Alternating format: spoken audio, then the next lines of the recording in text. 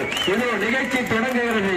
நிகழ்ச்சியின் தொடக்கமாக வீரத்தமிழர் முன்னணியின் மாநில ஒருங்கிணைப்பாளர்கள் ஒருவரான அருமை தம்பி பாரிசாலன் அவர்களை உரையாற்ற அழைக்கிறோம்.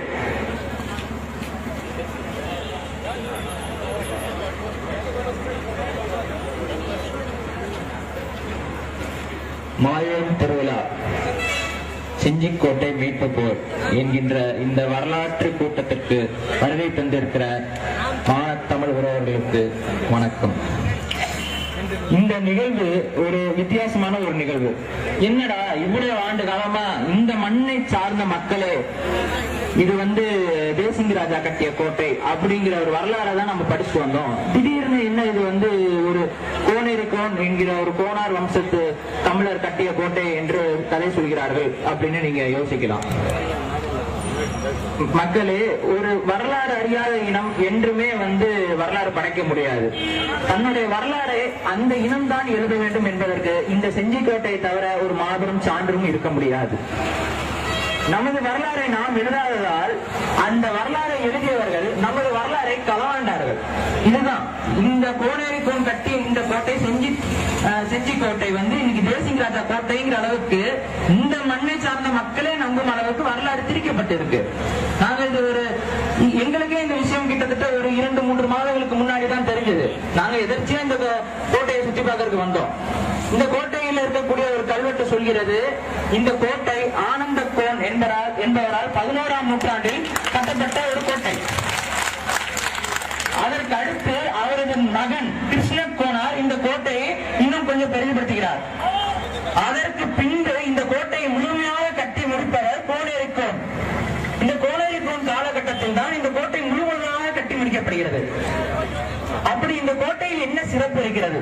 இந்த கோட்டையோட சிறப்பு முதல்ல நம்ம எல்லாரும் தெரிஞ்சுக்கணும். இந்த கோட்டையை மராத்திய மன்னரான சிவாஜி என்ன சொல்றாருன்னு பாத்தீங்கன்னா, இந்தியாவில் இருக்கக்கூடிய கோட்டைகளிலேயே மிகவும் வலிமையான கோட்டை செஞ்சிக்கோட்டைன்னு அவர் வரலாறு பதிவு பண்ணியிருக்காரு. பிரிட்டிஷ் மன்னர்கள் இங்க இந்த பிரிட்டிஷ் கம்பெனிக்காரர்கள் இங்க ஆட்சி செய்தப்ப அவங்க என்ன சொல்றாங்க, இதை கிழக்கின் ட்ராய் அப்படின்னு சொல்றாங்க. கிழக்கின் ட்ராய் என்பது உங்களுக்கு எல்லாருக்கும் தெரியும், நீண்ட நெடிய மதில் சுவர்களை கொண்ட ஒரு நகரம். அது போன்றே இந்த கிழக்கின் ட்ராய் என்று இது பெயர் பெற்ற ஒரு கோட்டை. இந்த கோட்டையோட அடிப்படையான வடிவமைப்பை பத்தி பேசணும். இது 3 விதமான, அதாவது இப்ப நீங்க அங்க பாத்தீங்கன்னா அங்க ராஜா கோட்டை, இங்க ராணி கோட்டை, அதுக்கு அந்த பக்கம் இன்னொரு இருக்கு. இந்த 3 கோட்டையும் 3 ட்ரையாங்குலர் வடிவத்தில் கட்டப்பட்ட ஒரு கோட்டையாகும். அதை சுற்றி மதில் சுவர் எழுப்பியிருக்கிறான். இந்த மாதிரியான, அதாவது எந்த வழியில படை உடைத்து உள்ள வந்தாலும் அவர்களை சுற்றி வளைத்து தாக்கக்கூடிய அளவிற்கு மிகவும் கச்சிதமாக கட்டப்பட்ட கோட்டை. அதனாலதான் இந்த கோட்டையை கட்டின அந்த கோனார் வம்சம் கிட்டத்தட்ட இந்த மண்ணை 300 ஆண்டு காலம் தொடர்ச்சியாக ஆட்சி செய்யறாங்க. 300 ஆண்டு காலம் அந்த கோனார் தமிழ் மன்னர்கள் எவனாலும் ஒன்னும் செய்ய முடியல.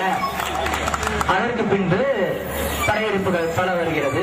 உங்களுக்கு தான் தெரியுமே, சூழ்ச்சி சுற்றி சூழ்ச்சி செஞ்சு நம்மள ஒவ்வொருத்தரும் நமக்குள்ள இருக்க சண்டைகளை இது பண்ணி இந்த கோட்டையை கைப்பற்றாங்க. அப்படி கைப்பற்றினதுக்கு அப்புறம் இந்த கோனார் வம்சம் ஒரு இடத்துக்கு தப்பிச்சு போகுது. இந்த வரலாறு நிறைய பேருக்கு தெரியாது. அப்படி தப்பிச்சு போன இடம் எது தெரியுங்களா? இலங்கை. இலங்கைக்கு இந்த மண்ணில இருந்து ஒரு மக்கள் தப்பிச்சு போறாங்க. அங்க போய் ஒரு கோட்டை கட்டுறாங்க. கோட்டைனா கோட்டை மட்டும் இல்ல, அங்க போய் ஒரு அரசை நிறுவுறாங்க. அந்த அரசை நிறுவுவர் பெயர் அழகு கோனார். அழகு கோனாருங்கிறவரு ஜெயவர்தன கோட்டை. இன்னைக்கு இலங்கையோட நாடாளுமன்றமே அந்த கோட்டைக்குள்ளதான் இருக்கு. அந்த கோட்டையில புலிசுல இருக்கு. இது எத்தனை பேருக்கு தெரியும்?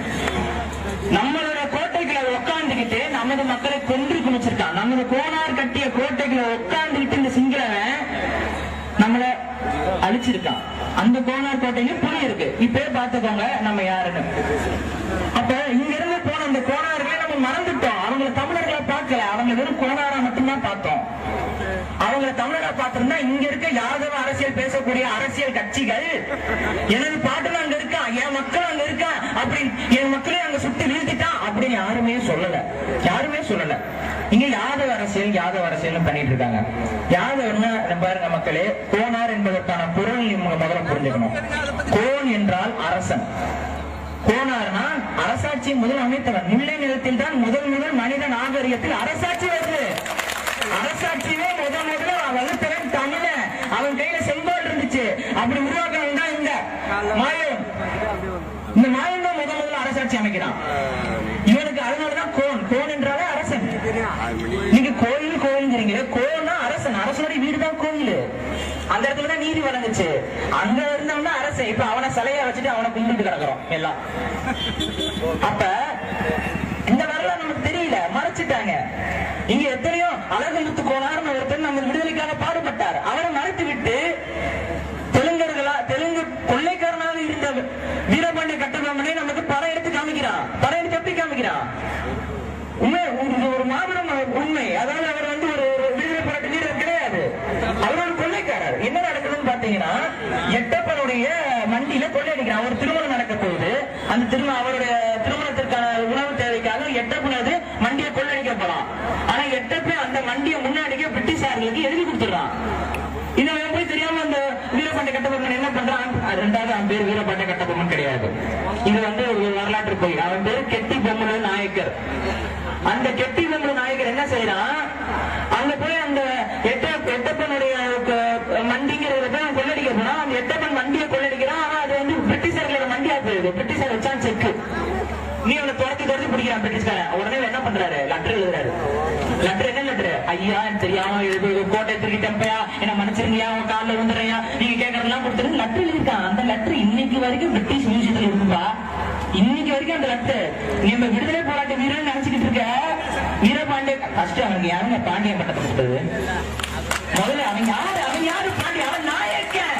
என்ன அடிக்க வந்த தெலுங்கு வந்தேரி. ஆனா அவனுக்கு யாரு பாண்டியன் பட்டம் கொடுத்தது? இந்த வரலாறை எழுதிய தெலுங்கர்களும் இல்ல அந்த ஆதிக்க வெறியர்களும் அந்த பட்டத்தை கொடுத்தாங்க. அவனை தமிழன் போன்று நம்ம மத்தியில காமிச்சு நம்ம சிவாஜியவே நடிக்க வச்சு நம்மளை நம்ப வச்சுட்டான். நம்ம சிவாஜியோட நடிப்பதான் இங்க பாருங்க. நீங்க வீரபாண்டிய கட்டபொம்மனை பார்த்தது இல்லையா? அவர் வடிவேல் மாதிரி இருப்பாரு, புலிகேசி மாதிரி இருப்பாரு. இதான் உண்மை. புகைப்படங்கள் இருக்கும். நிறைய பேர் இந்த முடிவெற்றவங்க இதெல்லாம் பாருங்க, புகைப்படம் வச்சிருப்பான் பொம்மு நாயக்கர்னு. அப்படியே அச்சு பிரசங்காரமா வந்து புலிகேசி மாதிரி தான் இருப்பார். மீச கூட அதே மீச. ஆனா நமக்கு சிவாஜியை பார்த்துட்டு அவரை ஒரு விடுதலை போராட்ட வீரரா நம்பிட்டோம். நம்பி என்ன பண்ணோம்? அவன் நின்றுட்டான். இன்னைக்கு வரைக்கும் மதுரையில வந்து பன்னிக்கொடி பறந்துட்டு இருக்குங்க. மதுரையில எதுக்கு பன்னிக்கொடி பறக்குது? திருமலை நாயக்கர் மகால் இருக்கு. அந்த மகால் இன்னைக்கு வரைக்கும் பன்னிக்கொடி பறக்குது. காரணம் என்ன? அந்த பன்னிக்கொடிய நட்டவன் வந்து தெலுங்கு நாயக்கர்கள். இன்னைக்கு வரைக்கும் நான் தான் ஆட்சியில் இருக்கேன்னு சுட்டி காமிக்கிறான். ஆமா, அந்த வம்சம். கங்கை கடாரம் காழகமீழம் கண்டு வென்றவனே, எங்கள் மண்ணில் கரிகால் வளவனாய் இன்று பிறந்தவனே.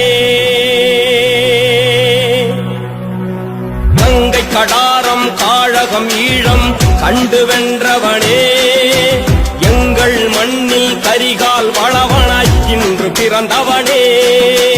தங்கத் தமிழர் விடுதலைக்காக தன்னை தந்தவனே, சிங்கள படையை பொடி பொடியாக்கிய செம்மலனி வாழ்க, சிங்கள படையை பொடி பொடியாக்கிய செம்மலனி வாழ்க. கங்கை கடாரம் காழகமீழம் கண்டு வென்றவனே, எங்கள் மண்ணில் கரிகால் வளவனாய் இன்று பிறந்தவனே. தங்கத் தமிழர் விடுதலைக்காக தன்னை தந்தவனே, சிங்கள படையை பொடி பொடியாக்கிய செம்மலனி வாழ்க. வாழ்க வாழ்க வாழ்க, நீ வாழ்க வாழ்க வாழ்க. வாழ்க வாழ்க வாழ்க, நீ வாழ்க வாழ்க வாழ்க.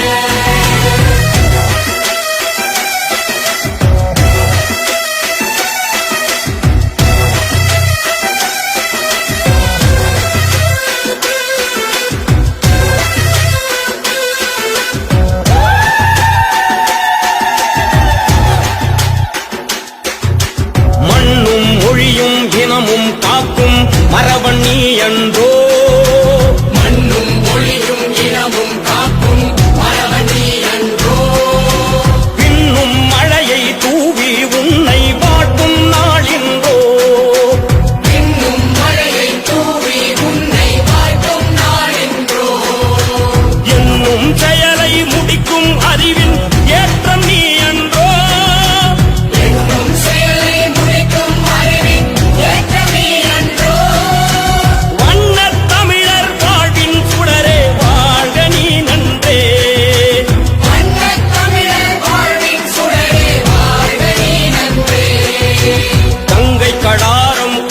உலகம் ஈழம் கண்டு வென்றவனே எங்கள் மண்ணில் கரிகால் வளவனாய் இன்று பிறந்தவனே வாழ்க வாழ்க வாழ்க நீ வாழ்க வாழ்க வாழ்க வாழ்க வாழ்க வாழ்க நீ வாழ்க வாழ்க வாழ்க